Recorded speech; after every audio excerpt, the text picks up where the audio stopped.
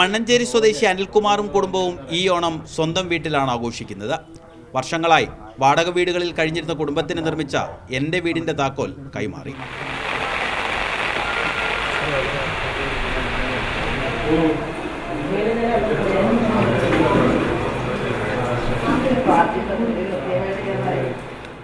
വളരെ നിർദ്ധനായിട്ടുള്ള കുടുംബമാണ്. അവർക്കവിടെ താമസിക്കാൻ കഴിയാതെ അവരവിടെ വീട് വിട്ടിട്ട് അവർ വാടകയ്ക്ക് താമസിക്കുന്ന അവസ്ഥയിലാണ് നമ്മൾ ഇങ്ങനൊരു അപേക്ഷ കൊടുത്തത്. അപേക്ഷ പരിഗണിച്ചു. അതിൽ വളരെയധികം സന്തോഷം. ഇപ്പോൾ മാതൃഭൂമിയും ചിറ്റിലപ്പള്ളിയും ചേർന്ന് നടന്ന ഈ മഹനീയ സംരംഭത്തിൽ ഞങ്ങൾക്കും അവസരം തന്ന് ഒരു വീട് തന്ന് ഞങ്ങളെ സഹായിച്ച മാതൃഭൂമിക്കും ചിറ്റിലപ്പള്ളിക്കും വേദ്യമായ നന്ദി അറിയിച്ചുകൊള്ളുന്നു. പള്ളി ഫൗണ്ടേഷനുമായിട്ട് ചേർന്നുകൊണ്ട് നമ്മൾ ഈ ഒരു പദ്ധതി ആവിഷ്കരിക്കുമ്പോൾ കളർകോട് സ്വദേശി ബീനയ്ക്കും കുടുംബത്തിനും വേണ്ടി പണിത വീടിൻ്റെ താക്കോലും കൈമാറി.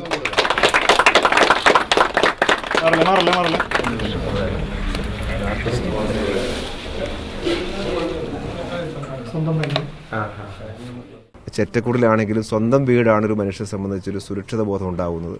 മാതൃഭൂമിക്കും ചിറ്റിലപ്പള്ളി ഫൗണ്ടേഷനും പ്രത്യേകമായി നന്ദി രേഖപ്പെടുത്തുന്നു. മാതൃഭൂമിയും ചിറ്റിലപ്പള്ളി ഫൗണ്ടേഷനും സംയുക്തമായി നടത്തിവരുന്ന എൻ്റെ വീടെന്ന പദ്ധതിയിലേക്ക് എന്നെ എൻ്റെ കുടുംബത്തെ ഉൾപ്പെടുത്തിയതിൽ എനിക്ക് വളരെ സന്തോഷമുണ്ട്.